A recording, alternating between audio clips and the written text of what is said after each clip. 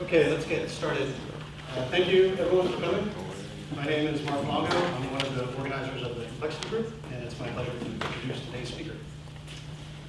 Terry Deacon received his PhD in biological anthropology from Harvard University, where he subsequently served as an assistant and then associate professor.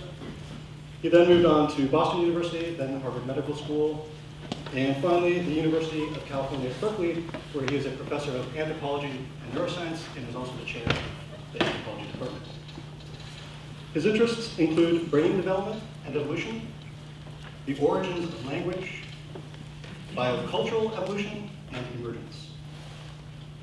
I first met Terry at a symposium on cooperation here at Stanford.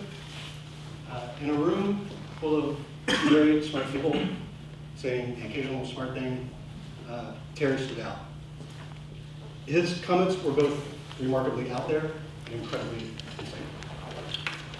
Terry seems to have developed a way of looking at the world in something akin to photographic negative.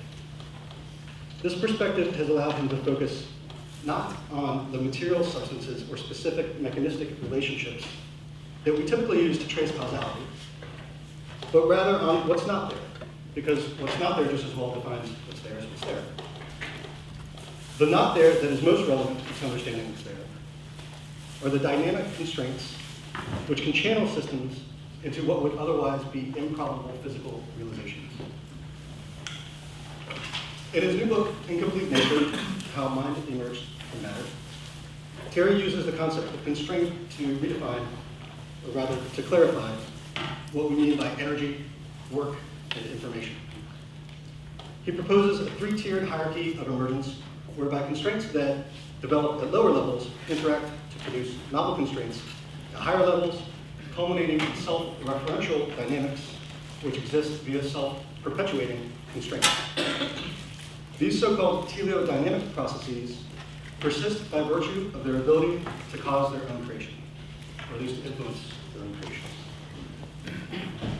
By tracing the interaction and development of constraints across these various hierarchies of emergence, starting at the most basic level of thermodynamics, Terry attempts to develop a naturalistic understanding of ends-directed systems without resort to mysterious forces or homuncular crutches. That's my 2-minute attempt to summarize a very challenging 500-page book written by an incredibly synthetic thinker. I actually don't know how Terry is going to manage to communicate his rich ideas to us in the hour or so that we have him, but I do know that I'm personally very much looking forward to the attempt. And I urge all of you to take a look at his book for a fascinating tour through our world through Terry-colored lenses. With that, I present Terry Deacon.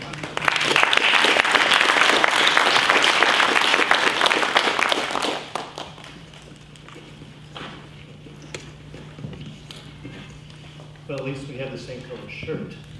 That must mean something. But only an hour I have, huh? No. I had planned 4. Now, We're gonna try. I'll say at the beginning, I do have more to talk about. I've created a talk that has 3 alternate endings, and when we come to there, I'll ask you which alternate ending you want to hear. It's sort of like, you know, this computer gaming world out here. Maybe this is similar.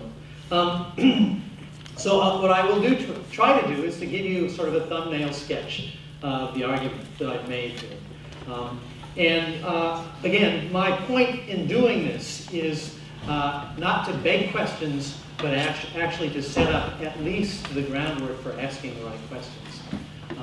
I'd like to start with a quote that comes from the philosopher Jerry Fodor. He actually wrote it in a review of, I think it's the New York Review of Books, or I guess the Times Book Review, something like that. Basically, his quote is this: nobody has the slightest idea how anything material could be conscious.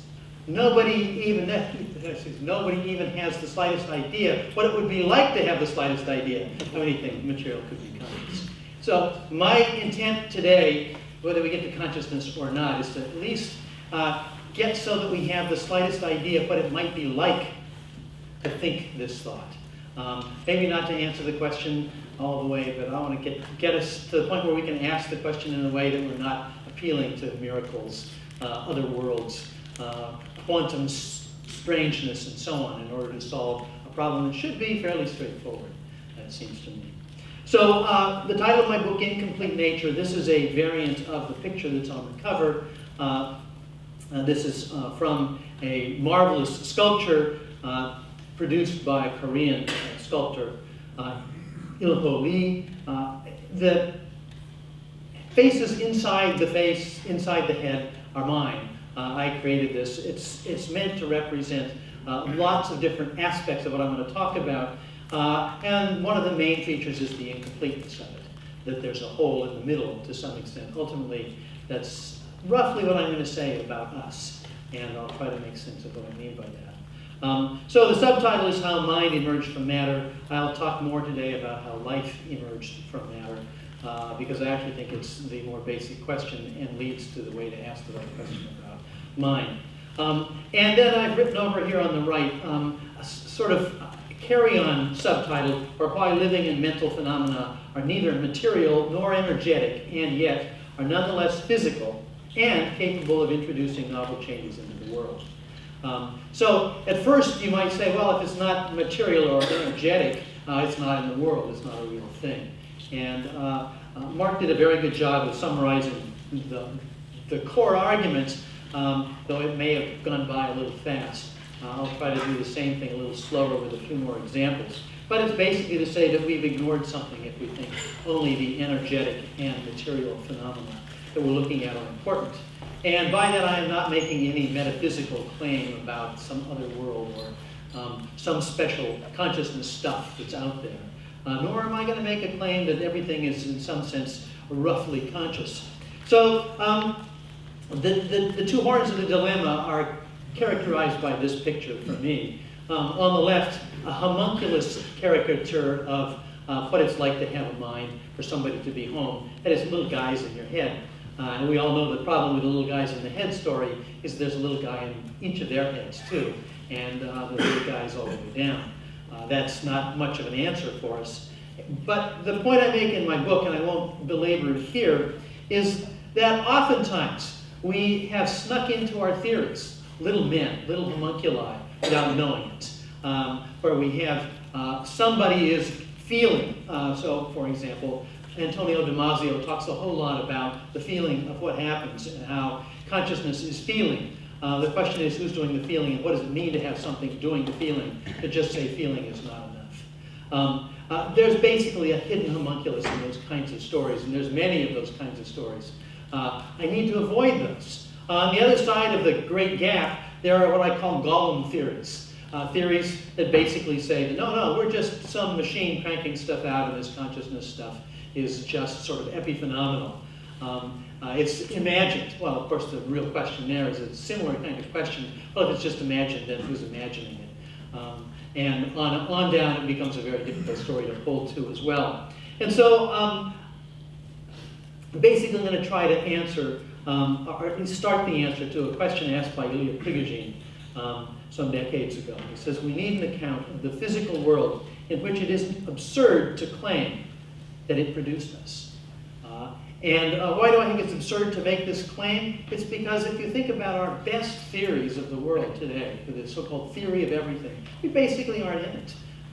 We're in it as gluons and quarks or molecules and stuff, but we're not in it as conscious beings. We're not in it with meaning, with value, and so on. None of that makes it into physics. Now, that doesn't mean that physics has to do that, but we need a theory of the world in which it's not absurd that those things do exist. And so, if anything, I want to get us away from the absurdity story. Well, since we're talking about complexity here, I want to start with this move. And first of all, to think about Claude Shannon, his notion of complexity. I'll talk more about Shannon if in one of the endings you want to talk about information. So for example, Shannon's notion of entropy might claim that these two strings of numbers, one is more complex than the other. The problem is the one on top, which is more complex, is a random sequence. Not even a sequence of pi, it's just a random sequence drawn from one of these random number series. The bottom one, and the one below it, is in fact not a random sequence, though it turns out to be a very interesting number, a number built by just stringing together counting numbers, one after the other after the other. It turns out to have very interesting properties as well, but it has lower entropy, and that is it's more ordered, but in the Shannon sense of it, it has less capacity to carry information, and that's because it has redundancy in it. The measure of Shannon entropy has not been strongly favored over time as a measure of complexity, as many of you probably know, for simple reasons that complexity, we want something more than just something that is an equiprobable string as we move from number to number to number.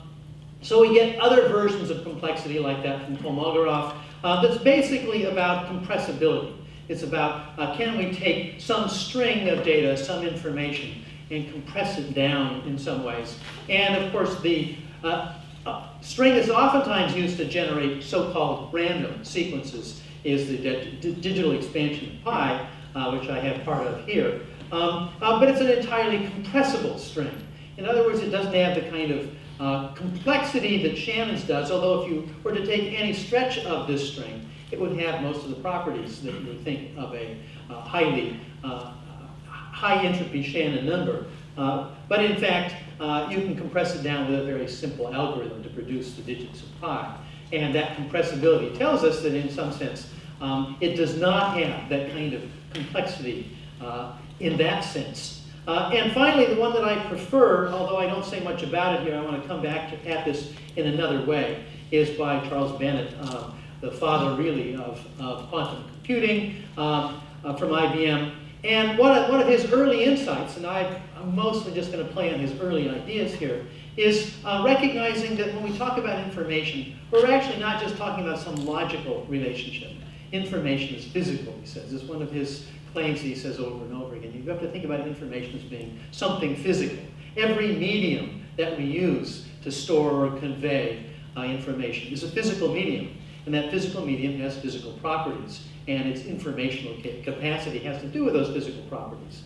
And his measure of complexity, a much more interesting one, but again, in one sense, it's kind of flat, is it's the work it takes to compute something. So the amount of work it takes to compute the digits of pi, actually, it turns out you've got to do a lot of computer cycles to produce it. The same thing in terms of a random sequence, such as the one up on top, takes a lot to produce it. So his measure, he calls it logical depth. I'm going to use an analogy to logical depth to go on, because I think there's a better way to talk about complexity than any of these. Because in many ways, I think all of these ways of talking about complexity are flat in an interesting sense. And so let me go on and give you a sense of what I mean by that. When we think about the concept of depth, think about it in two different ways. Think about conceptual depth. So if I give a simple description, for example, like the phrase a simple description, it has very little conceptual depth. It doesn't take a lot to sort of put it together. However, if I present you with a quote from a fine work of literature, oftentimes you'll find this tremendous depth. That is, you can keep reading it and reading it and reading it, and you get more and more out of it. One of the examples I like to use from biology has to do with genetic sequences. A genetic sequence can be very complex in the Shannon sense or very constrained with limited information carrying capacity. But it turns out that some genetic sequences, those in some bacteria, can be read more than once, but with a frame shift. Now, those of you who know about how this works, of course, there's codons that are made up of 3 different nucleotide crosslinks. Each, a frame shift means that every read is a different code for a different amino acid in a protein.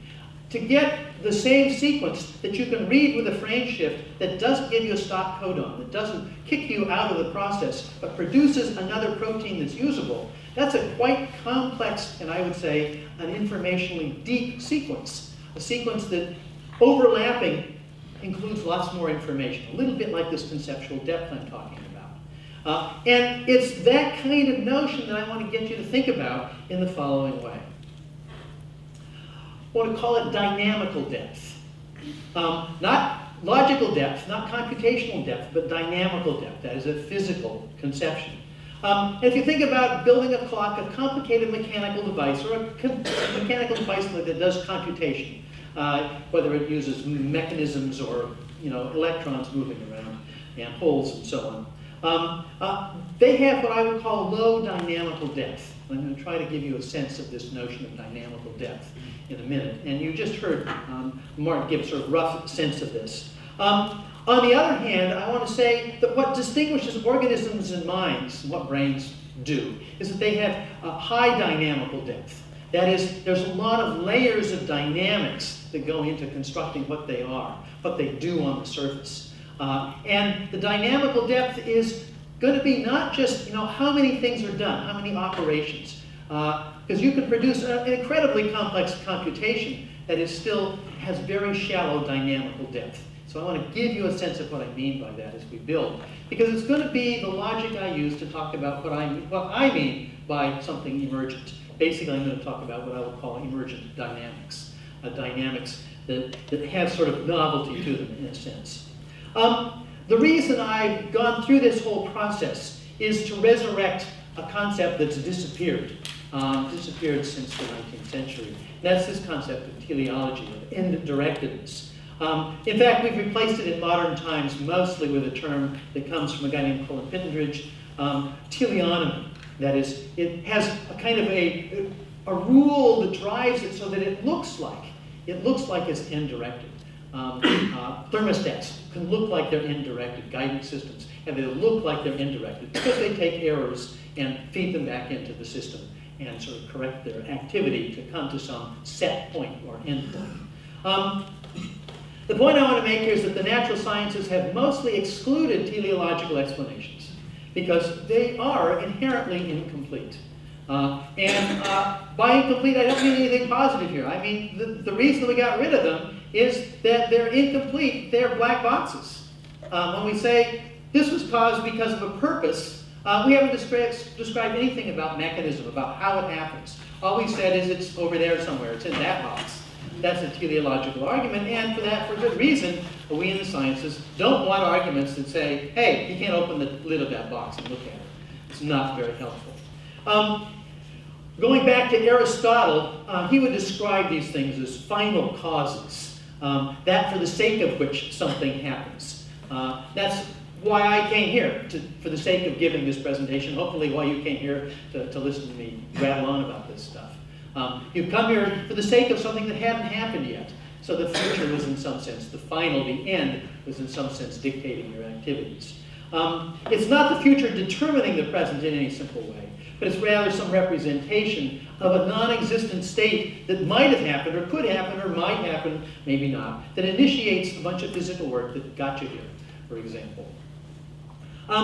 As a result, it's not a potential consequence, and it's not a represented content itself. It's not even a functional goal that actually exists. It's not something that actually exists in the world. So the question you might ask is, how could it exert any physical causal influence in the world? That's one of the reasons to get rid of teleological arguments if you're basing them on this kind of a logic. What I'm going to try to do is to show you that there's a way to construct these kinds of causal phenomena that are really teleological, not just teleological-like, by virtue of nesting dynamics in an interesting way. So the question becomes, how can something not there be efficacious? And that's sort of what I'm going to try to get across. And I am going to start a little mystical on you here, just to get to the sense of it. The reason that I'm interested in how something not there can be efficacious is because a lot of the things I've just been talking about have that feature. The meaning of my words is not something in my head, not something in your head. In fact, there's neurological activity going on in your head and my head. The meaning is not that. The value of these words is not that. It's not something in the future that hasn't happened yet. The value is something that's not actually there. But the same thing I'd say about a function. A function is not the stuff that's going on. A function is some kind of consequence. It's for the sake of which we construct a device, or for the sake of which, so to speak, an organism acts. They're not something physically present. And so I'm going to use this sort of ancient hint to give you a sort of beginning metaphorical sense of what I'm after. So this is from the Tao Te Ching by Lao Tzu. This is number 11 if you want to go back to your reference books here and find it. And this is my twist on the various translations. There's lots of different translations, and of course it can be read in many ways. This is my way of saying it. 30 spokes converge at the wheel's hub to an empty space that allows it to turn. Clay is shaped into a vessel to take advantage of the emptiness it surrounds. Doors and windows are cut into the walls of a room so that a protected space can be occupied. Though we must work with what is there, use comes from what is not there. The point I'm going to try to make throughout the rest of this argument is that what we're interested in the use. We're interested in the freedom, the options that come from the space that's not filled, so to speak. The possibilities, but in order to create those absences that can be used, that have functionality, so to speak, there has to be something physical as well. This is not an aphysical story. It's a story about how to construct these kinds of physical supports for the absences that make those physical supports useful. So if that's not enigmatic enough, hopefully it'll get worse as we go along. Part of the reason I've moved towards the concept of something absent, what has led me to think about absence, is the importance of the concept of constraint in the world. And I think it's much more important than we give it credit for. So one of the ways that it catches my attention is that, in fact, in many ways, we get in trouble when we talk about something being ordered or organized. We get in trouble because we're usually using a model. We use some kind of a model of what we mean by an order, what we mean by a symmetry, what we mean by organization. The problem is that a model is not something in the world. It's a representation. The model doesn't do anything. It's the physical stuff that's doing something.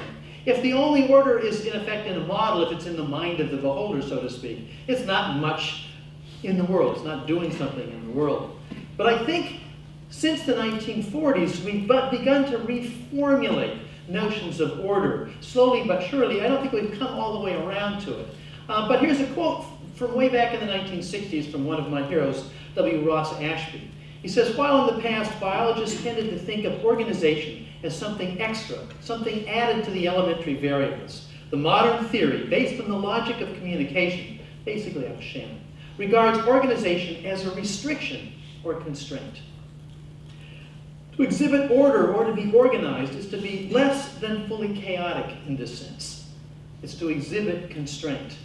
So rather than think about things as being like some other model, represented as some regularity, all we need to recognize is the more constrained something is, whether it's dynamical or physical in some geometric sense, the more limited the variety, the more redundancy is there, and therefore we would describe it as more ordered. But what this means is there's sort of a continuum between the sort of Platonic notion of order on one extreme and true chaos at the other end of that extreme. As you move towards the Platonic, things are more ordered because they're more constrained. Constraint is, in a sense, a negative way to talk about order, to talk about organization. And as you'll see, this concept comes back again in many interesting ways. The classic discovery that sort of drives a lot of complexity thinking, of course, are things like this. This is, of course, the Lorenz attractor sort of modeled. The Lorenz attractor, as most of you probably know, one of the very first so-called attractors, is a statistical entity. It is not dynamically determined so that things coalesce onto a single value. But over time, the trajectory of change in the Lorenz attractor, originally, of course, meant to describe some atmospheric processes, will largely fill the space. Almost, if you let it run to infinity, so to speak, almost every point in the phase space that's characterized here in 3 dimensions will effectively be traversed by some part of this trajectory. But most of the time, most of the cycles of this trajectory follow closely on this sort of butterfly wing-like shape. That is, they're statistically close to something, but they never converge on a single value. It is orderly. We look at it, especially this way when I show density here on the right, where many of the more dense paths are represented, even though it does eventually fill the space. We recognize that it does have a kind of order, and in fact, there are even spaces in this that it never traverses. And in fact, in some ways, those spaces that it never traverses are interesting to me. Because, in a sense, they exist in a precise way, even though they're actually something absent. And it's that precise notion of absence that I'm after here with the concept of constraint.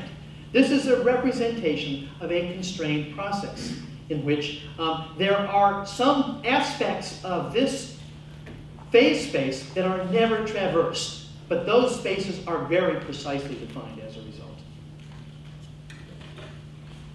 So again, constraint, let me just sort of talk about it. Real-world dynamical systems are inevitably subject to constraint. They're both constrained extrinsically and intrinsically. I'm actually going to focus mostly on what I would call intrinsic constraints. In other words, they do not realize all the possible configurations and distributions that are possible. And they're typically highly, sometimes it's called itinerant. That is, they pass through the same area again and again and again. The same region, though not exactly the same trajectory. And though we often consider constraints as extrinsically imposed, they can also arise intrinsically. And they're typically due to the asymmetry of the options to change that are implicit in the interactions that are going on in the components that determine these trajectories of change. They're intrinsic because there's something asymmetric about the way interactions occur in the system we're looking at. This is the cause of the spontaneous increase of entropy. I want to argue that, in effect, the second law of thermodynamics could be thought of as an attractor problem. That is, things are attracted by the asymmetry of trajectories. There's more trajectories towards equilibrium than away from equilibrium, vastly, vastly more. And as a result, it's an extremely highly probable tendency to move in that direction as opposed to away from it. I'll describe this as sort of a geometric cause, although the geometry I'm talking about is, in effect, the geometry of a phase space, of a chance space. You might say the geometry of chance. And the point that I'm going to struggle with is to talk about, first of all, dynamical systems that tend to, quote, self-organize. And if you understood my twist on the notion of organization, throwing it into the concept of constraint, I'm talking about systems that self-constrain. And in this regard, I'm going to inverse the way people normally talk about the concept of emergence, because I think we've made a mess of this concept over the past century. I'm going to talk about less, not more. So although it's been argued really since the time of Aristotle that we must think of the whole, whatever that amounts to, as greater or somehow transcending its parts, I think it's been the source of considerable confusion. And it opens anti-reduction arguments to the criticism that they invoke the equivalence of magic. So there have been some terrific critiques of many of the theories of emergence. The classic ones have, of course, come from Jaegwon Kim, those of you who read the philosophy of this stuff. Lots of critiques that the concept of emergence doesn't really make sense in a lot of ways. That you really can't make a good sense of what's extra, what's coming into the world extra. Are they new rules, new laws of nature, new what? My point is that that whole perspective has been in error. So the claim I want to make is the inverse of this. That is, the whole is less than the sum of its parts and all of their possible interactions. That when something becomes more ordered, more organized, more constrained, and ultimately becomes end-directed, it's because constraints have been multiplied, have been amplified internally for the most part. It's going to make it interesting. So the whole is less than the sum of the parts. Keep that in your mind, because I think that's the way out of this problem. Just to give you a couple of really trivial examples of this, let's talk about function. Here we have a motor. The function of this machine is determined by constraints on the dynamical excursions it can assume. In fact, it's not going to violate any laws of physics. There's no new laws of physics involved in the function of an engine, right? What's happened is we've not allowed some kinds of degrees of freedom. Some kinds of dynamics don't take place. And it's precisely because these constraints that we call it a function, that it doesn't do everything, that things don't move all over the place. Their precise limitations are what give us the function. And in fact, we know this in part because if we change these constraints, if we loosen some bolts here and there, allow more degrees of freedom, the function will be lost. Once we reduce those constraints, we lose function. So function is not something on top of the thing, not extra. It's actually the constraints that provide the function. It's something less. Now, let me get a little more personal. I think life, we also have to think of life in these terms. A living organism consists of a vast and complex system of reciprocally synthesized molecules. One molecule makes another molecule, makes another molecule, makes the first molecule in vast complex webs. The stability of this reciprocal closure depends on their possible interactions being highly constrained. That's why we have the specificity of the proteins we do. They play a very significant role, of course, in constraining the chemical reactions that can take place, making some very probable and others very improbable. So though we think of our death as a loss of something, what's lost is this constraint. In fact, as many degrees of freedom of these chemical reactions become restored, and the entropy increases. Basically, when I say that my body is breaking down, it's no longer working, it's because those constraints are breaking down. I'm not becoming more constrained, I'm becoming less constrained, at least at the chemical level. Now, I'm unfortunately constrained at the psychological level. There's things I won't be able to do. In fact, most of the things I'd like to do aren't going to be there. But that's because of the constraints. Lose those constraints, and I'm not here anymore. Loss of life is gain of freedom, so to speak, at least at the molecular level. So here I am talking mostly in systems talk, but I'm going to argue now that the way we talk about living and mental processes, even those of us who want to escape the sort of computer models of it, the sort of simple computational or even mechanistic models of life and mind, into systems theory stories about this, we still haven't gone far enough. My argument here is that dealing with these various dynamical systems, complex dynamical systems models is not enough. That the concept of self-organization is not going to be enough to explain not just mind, but even life. Life is not just a self-organized process. And I'll try to make that point today as clearly as I can before we move on to other topics. So let me just read off what I say here. A self-organized dynamical process develops towards a pattern of dynamics that produces a rate of constraint dissipation. I'm going to use constraint dissipation the same as entropy production. In fact, I'll try to show you why they're the same in a minute. Which keeps pace with the imposition of external perturbations. You have an open system that's being perturbed all the time. It can become self-organized, but it's becoming self-organized in the process of getting rid of the constraints that you're imposing on it, getting rid of the energy that you're dumping into it, getting rid of the extra material that's being poured into it. Self-organization serves this in a way. In this way, physical systems self-organize in the process of destroying the very conditions, for example, the energy gradients, that make them possible. In other words, they're specifically self-undermining. A self-organized process which uses open system dynamics, in which you have to continually heat something, continually perturb something, continually modify something. They do become self-organized, they do add constraints, they do become more regular. But in fact, they're doing so in the process of rapidly destroying the gradient that produces them. In fact, we use this concept, and I'll talk about it a little bit later, of maximum entropy production to talk about this. But for this reason, self-organization cannot provide an adequate account of the dynamics of life. Organisms must depend upon component self-organizing processes. Yes, we need self-organizing processes. I'm not going to say that they don't exist within us. I think they're critical. We need them for the generation of order, and yet organisms must preserve the conditions that make these self-organizing processes possible. Self-organizing processes of themselves destroy the basis of their own order generation. Living processes cannot do that. Living processes have to do more than that. They have to preserve those. The question is, how could that be possible? So here's the logic of my notion of dynamical depth. The first level of dynamics I'm going to talk about I call homeodynamics, to be a little bit more general than thermodynamics. Because thermodynamics mostly works at a certain level of scale.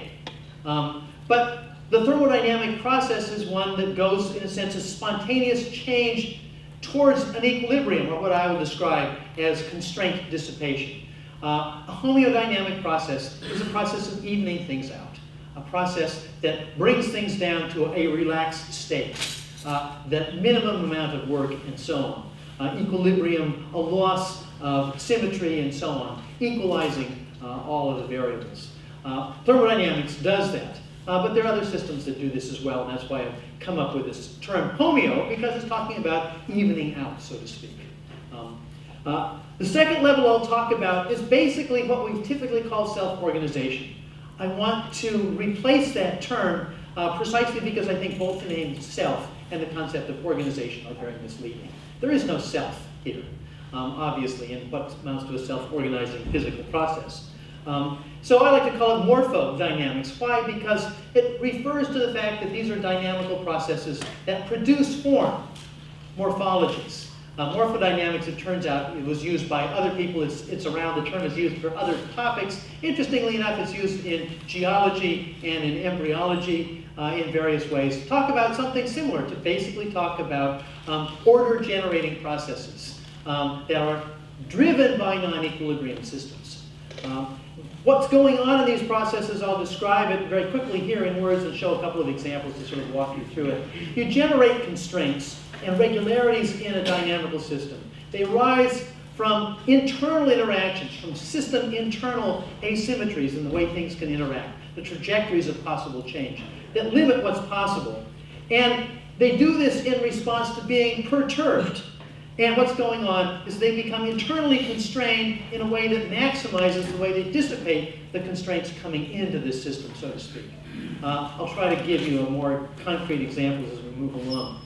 The final level of depth, and you can see I've nested it within these other two, is what I'll call teleodynamics, and Mark mentioned this term before. Teleo, of course, referring to end-directed dynamics. And I want to argue that self-organization is not sufficient because there's another level of dynamics, a level of dynamics that actually does preserve the constraints that are the boundary conditions for making this possible again and again and again. That self-organization by itself doesn't have. So self-reproducing or maintaining these constraints. In other words, constraints that produce the constraints that make constraint production possible. A kind of interesting circularity. And you'll see why this circularity is real dynamical circularity. I think you need this to go beyond where we've been in systems theories and other kinds of dynamical theories. You need to have more than simple self-organization. And that's the nugget that I want to get by today. Because I think if we begin to understand that, problems of the nature of life, problems of the nature of mind, of consciousness, of the nature of information are going to change. We're going to have a different way of talking about them. Because, in fact, we've been trying to reduce them too fast, trying to greedily bring them down to a thermodynamic process or a self-organizational process, in which, in fact, they're more complicated than that. So, first of all, I want to sort of walk you through the logic. Let me back up here. The E's are referred to emergence. What I want to argue is that we need to use the concept of emergence in a very precise ways. And in this precise way, in fact, there's two kinds of ways I'll use it here. One is to talk about how thermodynamic systems, or homeodynamic systems in general, if they're opposed with respect to each other in certain ways, spontaneously produce these kinds of form-generating processes, morphodynamics.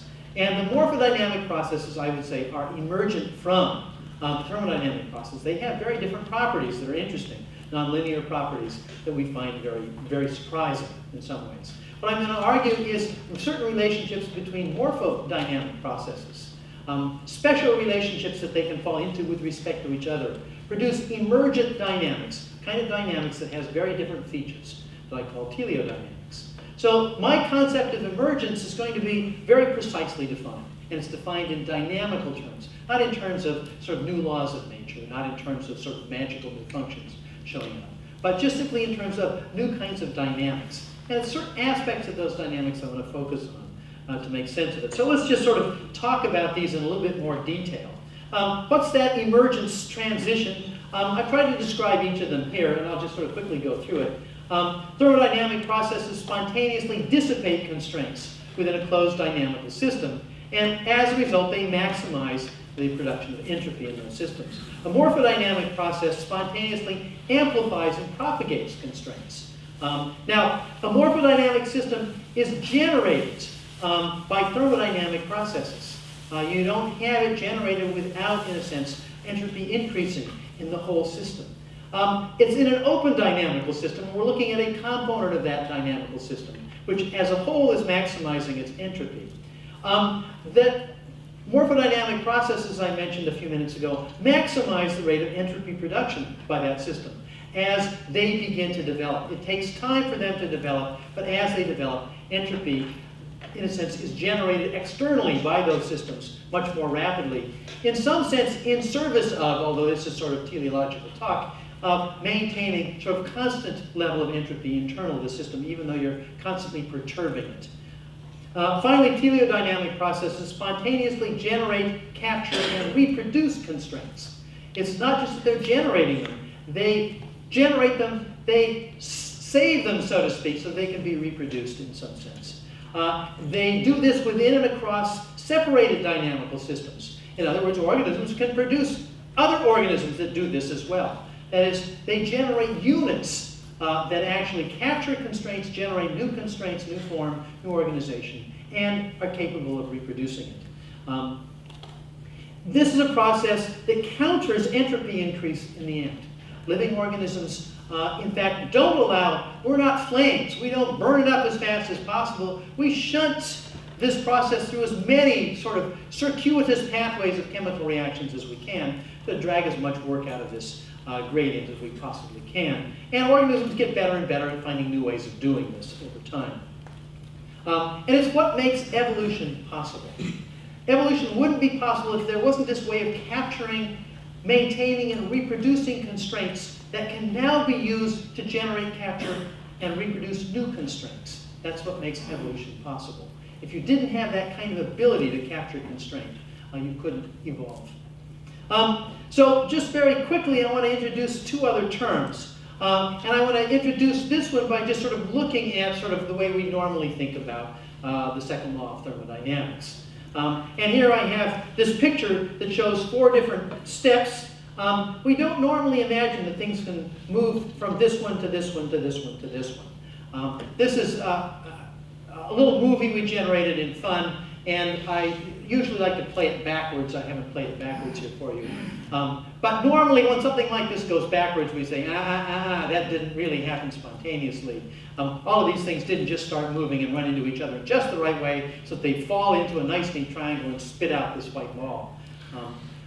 The fact is that I have suggested that one could look at this movie, measure the velocities by very careful measuring of how fast they're moving, look at issues of friction and so on. And actually, if we stuck a bunch of actuators on this picture, so they bumped all the balls in just the right way, and just the right velocities, we could get very close to this. With a lot of information, a lot of computation, a lot of logical depth of analysis, we could probably get this movie to work forward.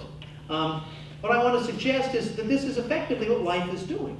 But to do this, you need a highly constrained initial condition to make this possible. Extraordinarily constrained to get to this point. Really unlikely. It's not impossible. And one of the nice things about the second law of thermodynamics, it's a law that is in effect a law about tendencies of the world. It's not about what must happen. It's about what is extraordinarily likely to happen. And that means you can push things in the other direction under certain circumstances. So what I'm saying is if it's merely improbable, then it's not impossible. And that's the loophole that leads to life in mind. To look at morphodynamic processes, let me give you 3 very different versions of morphodynamic processes. The top one, of course, snow crystal growth. Snow crystal growth is interesting, and it's interested a lot of people. Caught my attention a generation ago. Precisely because it's a process that amplifies constraints. As snow crystals grow, they're falling through different domains of temperature, pressure, and humidity. And at those different domains, ice crystals form in different ways. They form spires under certain conditions, they form plates under other conditions, and of course they melt under other conditions. As a snow crystal is growing, it's in effect at different times in different regimes, different thermodynamic regimes. and it grows a different kind of structure. Owing to the nature of heat dissipation, heat is dissipated roughly uniformly off of this growing structure. And so those areas that are warmer are growing slower than those areas that are colder, and as a result, it sort of balances itself out as well as it's growing. And finally, what happened historically in its growth, by this I mean the history of its growth, beforehand constrains what can happen next. If you're growing spires, then what can happen next is going to be constrained by the ends are only tips, and you have to change your growth pattern. And so this enormous variety of snow crystals we see is the result of constraints amplifying constraints. Because the constraints of growth get frozen and limit what can happen next, the constraints amplify and amplify in a symmetric pattern. Produces this incredible structure of snow crystals. This is constraint amplification, order that's generated by constraints amplifying the possibility, constraining the next constraints, constraining the next constraints, and so on. You get something that gets more and more ordered over time. Interestingly enough, microscopically, which has now been looked at, if you look at these structures by scanning EM, and there's now been a couple of techniques where you can do it and keep the system cold so that the thing doesn't melt on you. You actually look microscopically, and the microscopic structure is fairly random. You might think that it's nice, neat lattices, but in fact the lattices aren't all that neat at the microscopic level. Macroscopically, they become neat, interestingly enough. It's a statistical phenomenon because, of course, water molecules are vastly, vastly smaller than these crystalline lattices.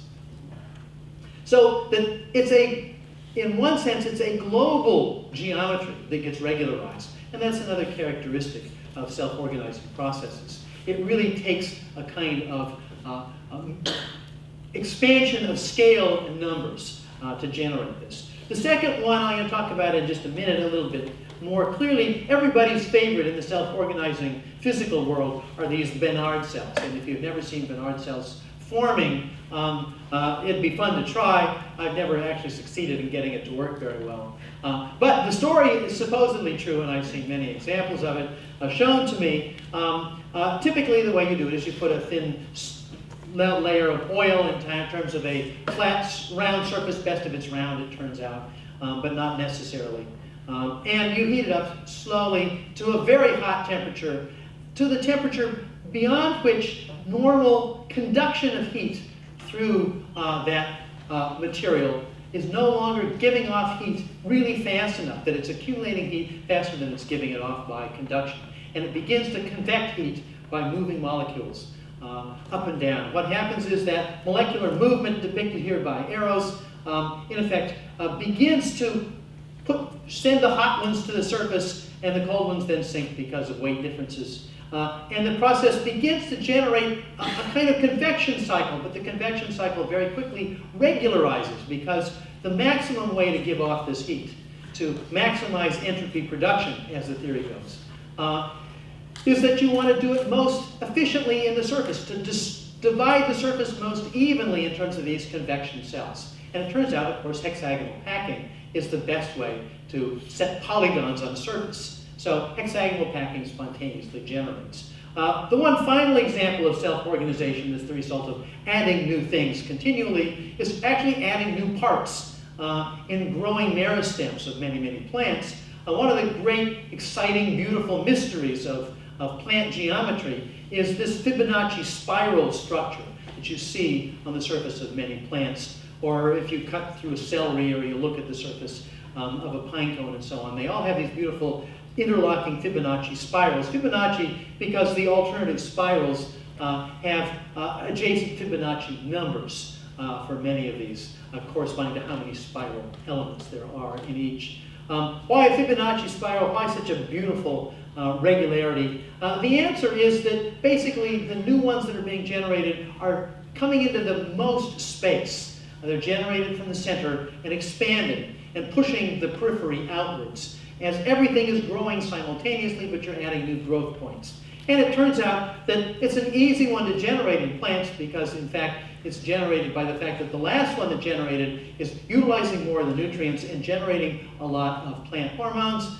at that point.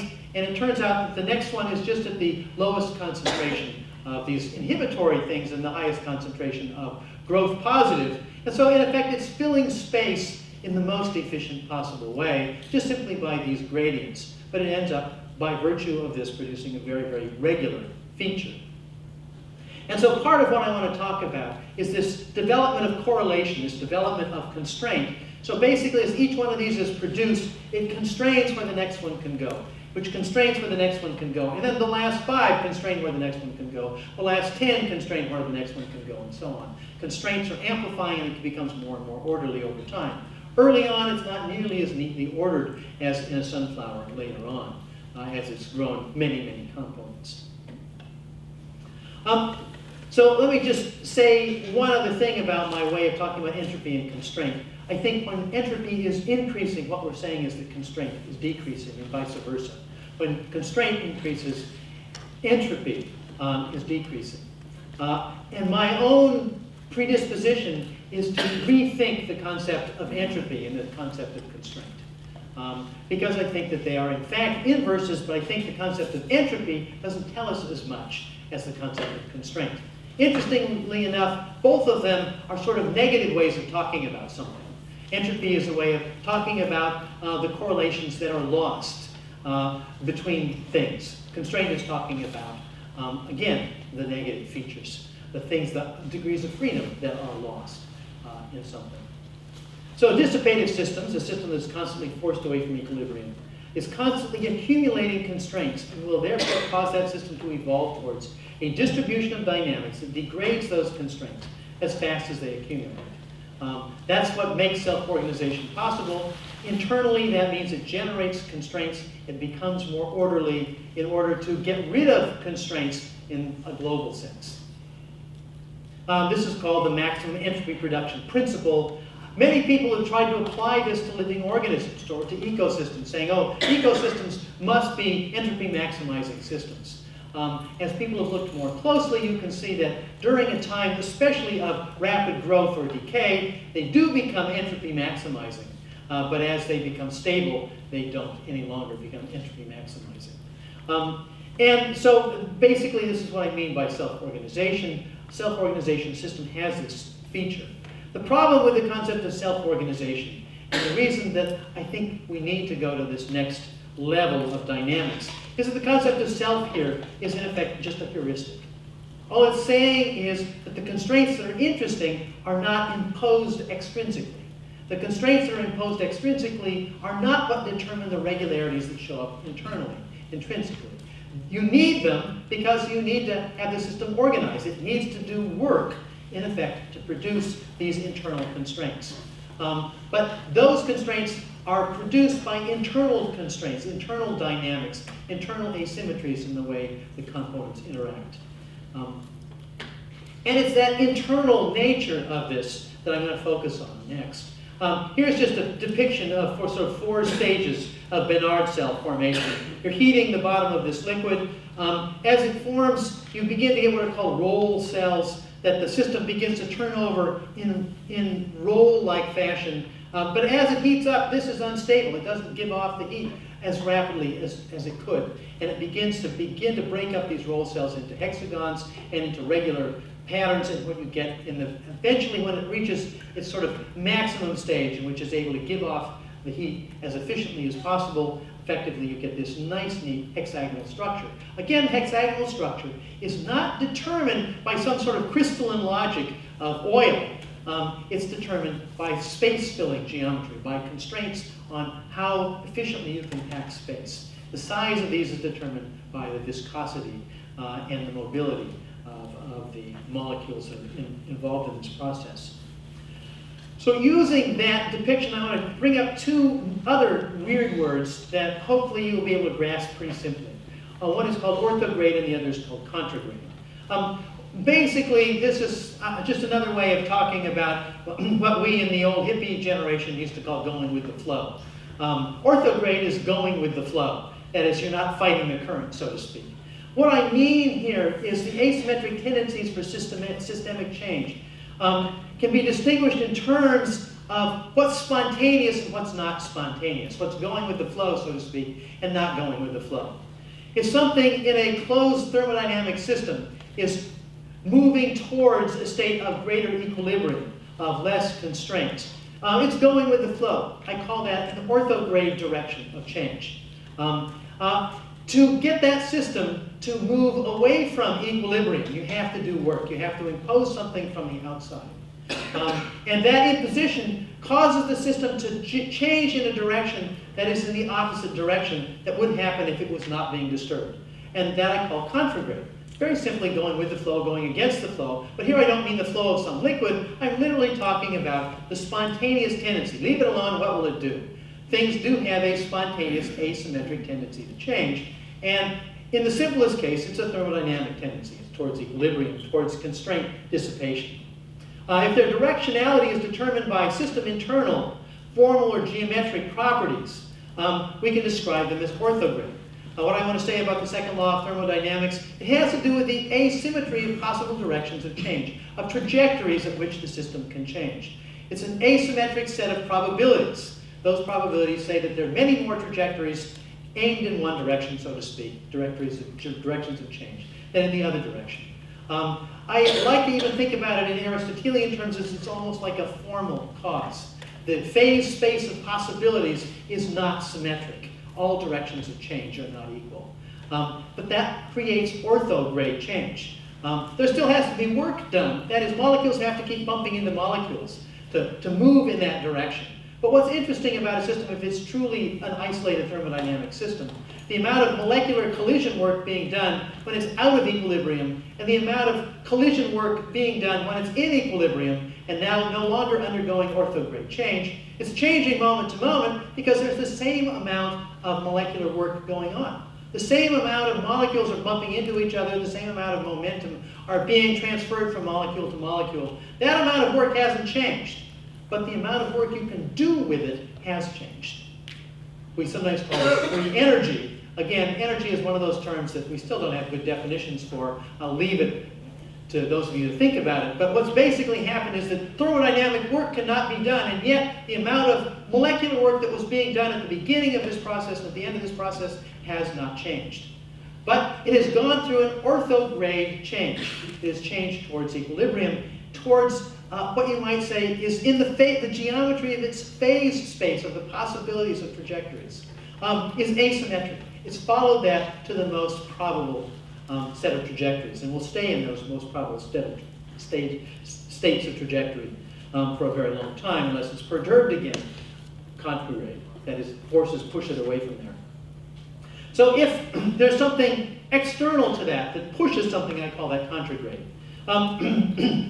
Why have I used these terms instead of just talking about thermodynamics? Because what I'm going to claim is that you need this way of thinking about the process in order to understand what I mean by emergent dynamics. Because what I'm going to claim is that a morphodynamic process generates a new orthograde that didn't exist before. Orthograde predisposition that did not exist before. And the transition to a teleodynamic system generates yet another orthograde system. What do I mean by orthograde? The spontaneous tendency to change in a certain direction. So let me see if I can give you some examples of this. So first of all, the thermodynamic example. We have a pretty good way to think about this one. There's one way that, in a sense, you just sort of don't constrain the process, you relax the constraints, so to speak. You sort of jiggle the table a little bit, and it's much more likely to go towards the left than to the right. That's just simply because there's many more trajectories that can lead towards distributions that are not this nice, neat, triangular distribution. It takes work, and in fact, maybe I have to set up my activators to shoot the balls in just the right way in order to generate this other formation very easily. It takes a lot of work to do that, or I have to pick them up and move them to do that work. That's moving it in the contragreat direction. We can talk about it as falling and forcing. Things tend to fall to Earth. We have to push them away from Earth. I think what's interesting about Einstein's theory of general relativity, he basically came up with a sort of a geometric way to talk about falling and forcing, in which things orbit the Earth, follow a curved path without being accelerated, so to speak, by some extrinsic force. They're following a straight line in a curved space-time. That's in a sense, kind of like a geometric story. It's orthograde. And I think you can even talk about Newtonian and Einsteinian dynamics in orthograde and contragreat terms. But I want to go in a different direction. And so I'll take you there by looking at morphodynamics and teleodynamic systems. Let's talk about a very, very simple morphodynamic system. A whirlpool formed in a stream. So long as the flow of water coming in here, down in the stream, say going around an obstruction, and so long as it remains constant, the whirlpool will persist. And it'll persist in its regular features. Now, it's not the same. Whirlpool moment to moment is made up of different things every fraction of a second, but it has some regularity that it exhibits from moment to moment. If you disturb this whirlpool without changing the flow, if you stir it in some other way and mess it up, guess what? It will tend to go back to the regular flow that it has. And that's because all the other chaotic flows, in effect, cancel each other out. All the ways that molecules are not sort of moving in correlation with each other actually do work to inhibit those, what I call sometimes sort of non-consistent, non-coherent, non-concordant vectors of movement. They cancel out over time very quickly, and the whirlpool forms again. This is a dynamical orthograde tendency in the whirlpool. It's already generated by a contragreat process. That is, you have to be doing work, you have to throw new water into the system to generate it. But once you've got a constant flow of water, you now have a system that has a new orthograde tendency, a tendency to form regularity. And if you disturb it, that regularity, the regularity reforms. That's an orthograde process. I have to stir it against that circular dynamics in some way. To do work on it, I have to do something contragreat. Now, that also takes work at the thermodynamic level, but it's now work also at a form level. Not all kinds of stirring will disturb it. Finally, living things have an orthograde tendency as well, but it's much more interesting. Because living things, if they begin to run out of fuel, find more fuel. If they get damaged, they repair themselves. If they begin to break down, they reproduce themselves. This is something quite different, but it's an orthograde tendency. You push something off its developmental tendency, and it will tend to work its way back. Living things have a more complicated kind of orthograde tendency. What I wanted to say here is that this is the way I want to talk about emergence. That is, new orthograde tendencies show up. New kinds of geometries of change become possible as we cross these thresholds. And that's how I want to talk about emergence. So then what I want to say here is this is a different kind of end-directedness. This is true end-directedness in some ways. And it's one of the reasons we describe these kinds of things as functional.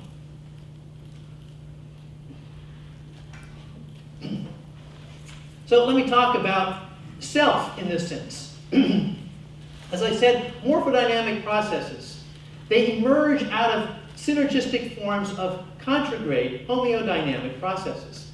You have to do work to generate whirlpools. You have to do work to generate Bedard convection cells. Work is being done and entropy is increasing as snow crystals grow. You need that as a base.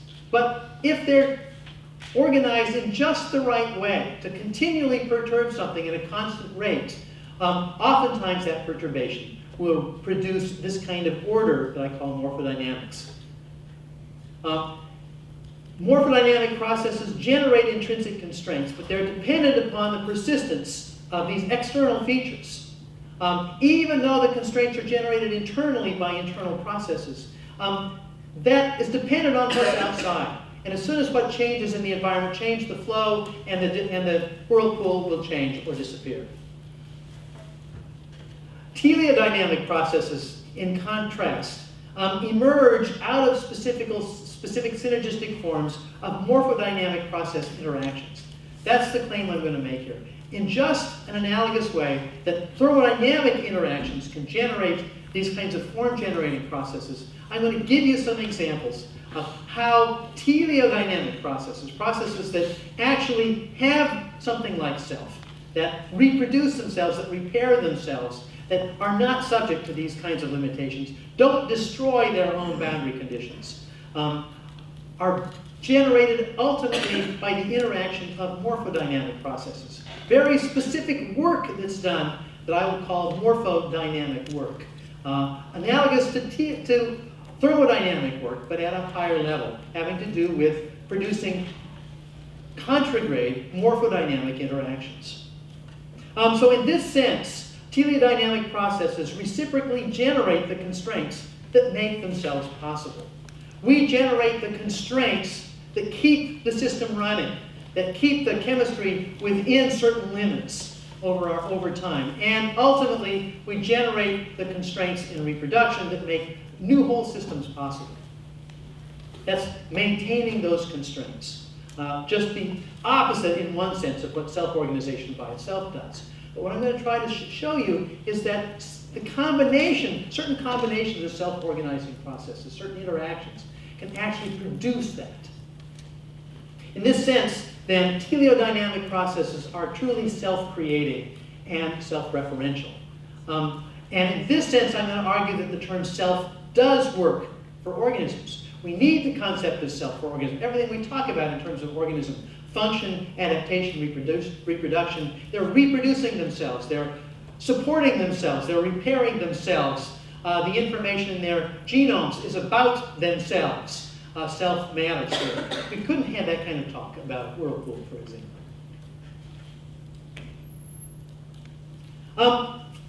Just an aside before I get to that point, and I'm already sort of run past where I wanted to go here.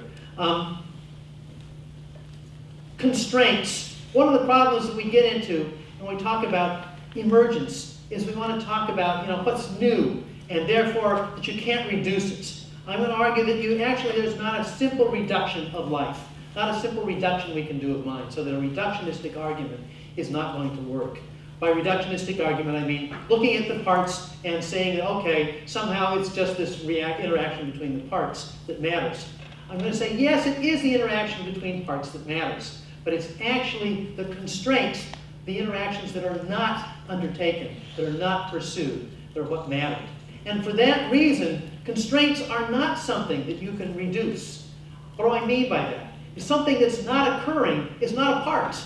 Something that doesn't take place is not something that you can now say, okay, I'm going to find the parts for what's not occurring and now build it up. We need to already know the constraints. We need to already pretend we understood the constraints that got us there in the first place. Because when we lose constraints, we break things down to their parts. We don't have what's necessary. What's necessary are those constraints to maintain life. And I'm going to claim maintain mind. In fact, I'm going to make a strong claim that we are, in some sense, those constraints. By that I mean in terms of consciousness, for example. So let me now end this section, and then maybe we can take a break, and if you want to go in one of the other options, just to talk about a very simple teleodynamic system. Can I explain in the simplest possible system I could think about how you could go from morphodynamic processes to teleodynamic processes? And although I didn't take my hint from this guy from a couple hundred years ago, he did a pretty good job of getting at sort of what I'm talking about. This is Immanuel Kant, the philosopher, writing in 1790, in this critique of teleological judgment. He's, at this time, also struggling with the idea of teleology in science. Eventually gives a very unsatisfying answer in my book as to whether teleology makes sense in the world or not. But here's what he says about organisms. He says, a machine has solely motive power, whereas an organized being, means an organism like you or I or a plant, possesses inherent formative power. Remember that phrase, inherent formative power. And such, moreover, as it can impart to material devoid of it, material which it organizes. This, therefore, is a self-propagating formative power, in which every part is reciprocally, both end and means.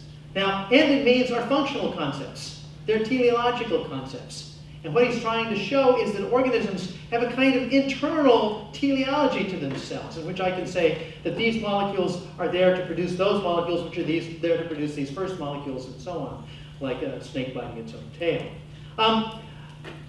Mechanism, motive power, that is dynamical, thermodynamic, chemical kind of organization. What he's interested is in formative power, how the form gets generated, how constraints get generated in my terminology. An organism is something that produces constraints, produces form, that it can impose upon material that doesn't have that form. So how can I produce a system like this? I'm going to put together two kinds of molecular processes that are quite familiar, and I think have been, in many ways, falsely assumed to answer the whole question, but when together, I think they do. The first one is something called autocatalysis, oftentimes called reciprocal catalysis. A catalyst is a molecule that causes another molecule to change, or causes two molecules to come together and be fused together or split molecules apart. So here's molecule E splitting molecule A. Bingo, it knocks it apart. A little bit of energy is released in this process, and in fact the energy is now picked up. The breaking of this bond, C is now energized in this process. And because C is energized, now when it bumps into yet another molecule and splits it off, some of the energy of splitting this molecule is passed on to this molecule, which just happens to be molecule E, which can now split off another molecule like this. This is a self-amplifying catalytic cycle. Autocatalysis means if you have a lot of this substrate around, this one and this one, floating around, start with just one of these, with this one or this one, just one of them in the solution, it will start a process that accelerates and accelerates and accelerates and produces a whole lot more of E and C molecules and breaks these apart. That's autocatalysis. It's a self-organized process. It amplifies constraints. It increases and increases this disproportion of molecules. And in fact, in a local area, it will produce very high concentrations of these molecules until it runs out of substrates. The other molecular process I want to talk about is self-assembly. This is a term applied in biology to talk about molecular structures that basically fall together, so to speak. It's, again, an orthograde process. This is a process that we find in the formation of viral capsules. Why do they fall together? Because they have basically a symmetry, both in terms of structure and in terms of charge, typically, sometimes of hydrophobic, hydrophilic features that cause them simply to stick together because of this. So you produce a whole lot of these, and they tend to spontaneously form into structure. Same is true of course, cell membranes. They're formed not by virtue of their shape, as in viral capsule features, but in fact by virtue of hydrophobic and hydrophilic features that cause them to self-assemble into sheets or into globs. And then I show here one of my favorite ones. This is a little movie of microtubules, the structural elements inside of cells, depicted down here, stained. The microtubules are stained for a fluorescent green down here in this cell. What you might call the skeleton of cells is made up of these. And it's not just the skeleton of cells. These are basically the pathways down which molecules get moved and shipped from one part of the cell to another. Play a significant role in cell motility, along with other molecules like actin and so on. But within the cell, what I show up here on the top right is, of course, that these microtubules spontaneously form as the molecule tubulin. Here you see these little pieces. Are in the solution, but if you change the salinity of the solution, you change the solute around it, there are times in which they tend to stick together or tend to fall apart. So you can regulate the growth and the elimination of microtubules by changing local concentration of solute, by increasing or decreasing the number of microtubule molecules, their concentration in an area, or changing salinity and other features of that. So this is an orthograde process. All of these are orthograde processes. They tend to run themselves. If you let them go, you get them started, they just tend to move on. Now, there's a problem with these two molecular processes because alone they're not going to explain what we want to explain by life. And yet together they have an interesting symmetry that I want to bring to your attention. Autocatalysis spontaneously amplifies this sort of chain reaction, and in this process liberates energy, but it produces a high local asymmetric concentration of just a small, it's supposed to be small, number of molecular species. That is, the catalysts become highly probable in this local area, as do the products of catalytic reaction becoming highly probable in a very local area. Unfortunately, it requires that there's not much diffusion because these catalysts have to interact with each other, so to speak. If you separate them off in space and they diffuse apart, especially when substrates get low concentration, the diffusion basically takes them apart. The second law of thermodynamics says they're going to get more and more distant from one another, and as a result, the process stops. Autocatalysis requires proximity. Catalysts have to be in close proximity. It requires certain concentrations of these molecules, these substrate molecules. But now let's look at enclosure by self-assembly, like in a viral capsule. This is a spontaneous molecular process again. It's a tessellation, that is a formation of some kind of a sheet. And it occurs because of this stereochemical feature, the way these things tend to fit together geometrically or by charge and so on. But the interesting thing about this is as these things grow, they actually constrain molecular diffusion. That is, if you produce a sheet or a container, things can't diffuse in and out or beyond it, depending on what it's made of course. But to grow a system like this, you have to have a persistently high local concentration of a few species of molecules that tend to stick together. In fact, as it grows, it depletes the local concentration will stop growing. So what I show here in red and blue are that, in fact, the demands of each of these processes complement each other. That is, by producing a lot of one kind of molecule in a local area, you're doing exactly what self-assembly needs. Producing enclosure that stops diffusion, you're actually holding molecules that need each other, so to speak, reciprocally, in the same position in space. And so, to describe that, I come up with a simple process that I call autogenesis. A simple molecular process that can be described in a number of ways. The top one is sort of using a kind of viral shell model. The bottom one uses a kind of tubulin model, microtubule model, in which self-assembly here is to produce tubes, self-assembly here is to produce enclosures. But the difference here is that the catalysts here shown in red and their interaction here shown in these other colors here. The catalysts generate a side product. And that side product just happens to be one of the waste products of this, tends to be a self-assembling molecule, a molecule that will tend to stick to itself to make sheets or tubes or enclosures. But that means that self-assembly will occur in precisely the place where there's the most autocatalysis going on. That means when something encloses molecules in that vicinity, it'll tend to enclose exactly the molecules that tend to produce the enclosure. That means if this enclosure is complete, it will in fact stop catalysis. Catalysis will no longer occur, but it has captured all of the molecules, likely captured all of the molecules necessary that if it breaks open again in the right environment, it will tend to reform itself. It will tend to repair itself. In other words, the constraints generated by each of these self-organizing processes are each the boundary conditions that make the other one very, very likely. It's just that in this case, they've become circularly independent. Each produces the boundary conditions that make the other one most likely. And as a result, now the intrinsic constraints that they produce, that each of them produce effectively a self. A unit that generates itself, that represents itself, that represents the constraints necessary to regenerate itself again and again and again, but intrinsically. That is, those constraints are not from the outside, now they're all maintained in this system. When it's broken apart, it tends to make itself again. When it's solid, it's got the potential, if damaged, to reform itself. But not only that, if you break it up enough, you scatter these parts out enough, you'll produce 2 or 3 or 4. Because it's capable, for the same reason that it can reconstruct itself, it's also going to be capable of reproducing itself.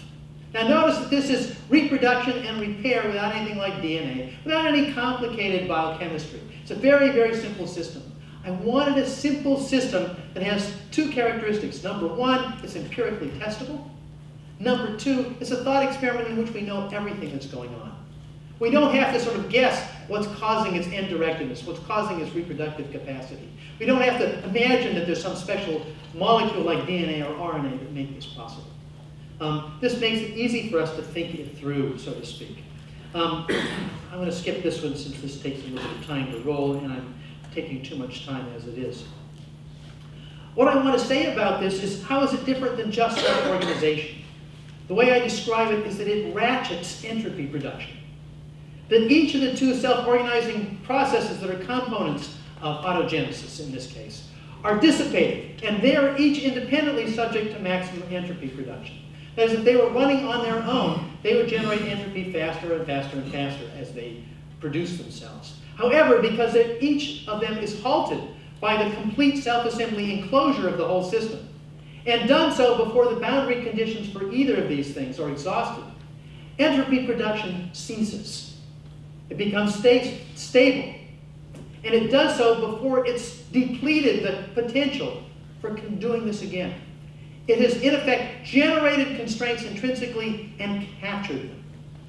It's not allowed those constraints to run to the end and finally dissipate what generated them. It's ratcheting entropy production, or you might say ratcheting constraint generation. Entropy production is halted by the very process of entropy production in this case. There's a very simple model I like to think about this. Think about a building in which you have a door open at the top and a door open at the bottom, and the difference in heat is causing a wind to blow through the building. That's maximizing the flow of entropy, so to speak, the movement of heat into the building and out of the building in this gradient from top to bottom. However, if the flow of air becomes strong enough, it can close the door at the top. In other words, the very process of maximizing entropy production can generate new constraints. And that constraint can change the whole way that entropy is generated in this system. That's effectively what's happening here, is that because intrinsic constraints can be generated, those constraints can change the constraints, the boundary conditions in which entropy is generated in these systems. And therefore, those constraints can be captured and therefore used again. And of course, to do any work at all, as I talked about in terms of machines, it takes constraint. So the capturing of constraints, the maintenance of constraint, is also the capturing of the potential to do work of a very specific kind. In this case, work that is indirected. Work that will produce the same system that can produce that work again.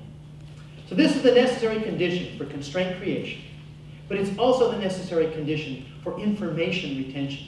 Information, as we can talk about, or you can go back to Claude Shannon, has to do with constraint. Unless you have constraint, you don't have information. So what's happening here is this is the simplest way that I can think of to talk about a system that generates, captures, and can reproduce constraint. Those very constraints that reproduce itself, reproduce its capacity. It's a kind of self-referential system in this sense. So here's the sort of picture of classic ratchets that allow dynamics to go in one direction, but block it in another direction. That's effectively what we're talking about here. Is constraint is generated in one direction, and it's not allowed to dissipate. But that means you can accumulate and build up constraint. That's the very essence of what evolution is about. And these systems could evolve, even a system as simple as I've talked about, because it opens up and captures other molecules in its surround. It's effectively every time it reproduces, every time two or more are produced, it's sampling the world. And molecules that aid this process, make it work a little bit better, will in effect now allow the better versions of this system to reproduce faster, to reproduce more effectively. And a kind of evolution is possible. Very limited kind of evolution, but it's effectively a kind of natural selection. Why? Because the work is more efficient if you can produce more efficient constraints.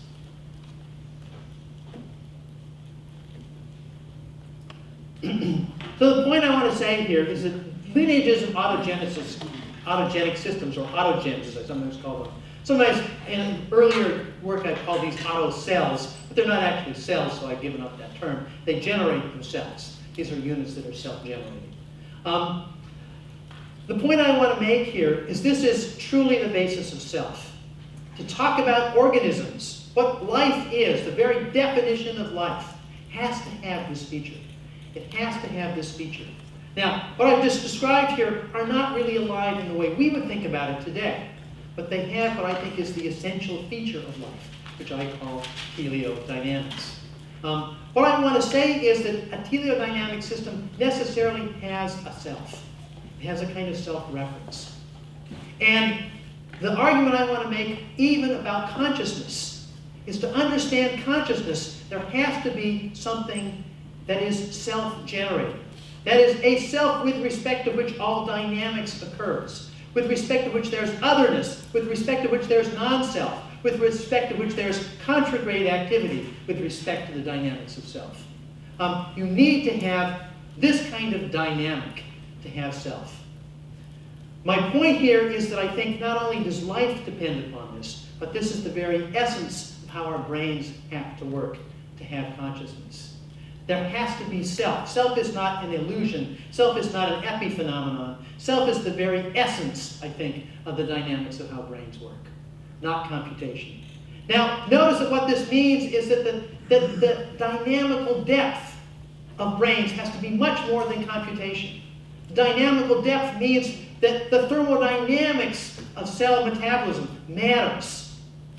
That the morphodynamics of cellular interactions that produce global patterns of activity in the brain are producing the major features of order that have to be the building blocks of this process. And yet, for there to be self, there also has to be this special reciprocity between that morphodynamics. What I want to suggest then is that this is the essential threshold that has to be crossed. The level of dynamical depth that has to be reached to produce anything that is teleodynamic, anything that is end-directed, anything that has self, and if it has self, it also produces normative features, value. There's non-self, there's against self, there's for self, there's function. This allows us, I think, to walk all the way from basic physics, all the way to something like meaning, without abandoning our science, without bringing in magic to make the story work. So I'll stop there. You see 3 different buttons around here, and as we move on, I have a way to talk about the origins of DNA, why DNA has information, and what justifies us talking about it, built from this kind of a model. Another one that talks about the very nature of information, why we need to change our concept of information on these terms. And finally, that is consciousness, if you want to go and talk about consciousness. Each of these is way too long for this group. But I wanted to set you up for these arguments, and so of course you could go to the book and find the answer to these too. So thank you very much. You've been very patient. I've run a little bit long. Thank you.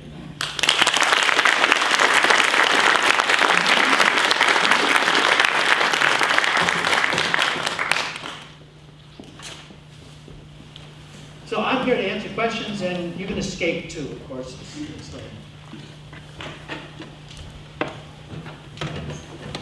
either means I said something totally stupid and you're embarrassed to ask me these stupid questions, or that I explained that. Yeah? Okay, I'll throw something out there. So in your autogenic system, that I can kind of feel that one. You have coupled differential equations, reaction, diffusion kind of equations. You need 2 of them coupled. Yes. There's 2 systems coupled, and that kind of creates, it keeps the meat from kind of going off the rails, maintains the entropy from being right. Kind of feels like a metaphor for consciousness. I guess I need to see that. I don't see how you get from there to consciousness. Very good. So far it is just a metaphor, yes. There are a lot of steps to get there. So I don't want to say that it's a simple walk from there. And obviously evolution didn't do it right away. And bacteria, which have a much more complicated teleodynamic structure, are clearly not conscious. So there's a long ways to go. One way to put it is that I'm going to argue that we can talk about any system like this as having a kind of sentience. There's a self in which it generates work to protect, to rebuild, defend itself, whatever that self is. And the self is defined here by the constraints that are protected and reproduced in this process. In fact, as organisms reproduce, of course, it's not the material or energy that gets reproduced. It's ultimately the constraints that get reproduced. That's the continuity of organisms. I want to argue that's the continuity of mind. It's the dynamical constraints that get reproduced, not the stuff, not the neurons, not even the specific neural pathways or synaptic weights that are critical to this. But in fact, it's the constraints that can be multiply realized in lots of different ways and probably never twice the same way in brains. The difference is that although I would say that neurons themselves have a kind of cellular sentience. I like to call it vegetative sentience, in the same way that a bacteria does, because they're responding to the input of signals from other neurons and trying to balance their own metabolism, getting excited and kicking off action potentials and so on. They're trying to maintain themselves being bombarded with all this environmental information from other neurons and so on. That sentience of the neurons, of the billions of neurons that make up our brains, I would argue is no part of the sentience of me or you. That sentience emerges from the dynamics, and that dynamics is a higher order dynamics. The interesting thing about it is that the dynamics that my brain generates as its component, sentient components. That changes the story. That is, it's a higher order level. It's yet a set of levels on top of what I've just described. And that's why it's a little harder to go just to immediately jump up there. It's a hint more than an answer.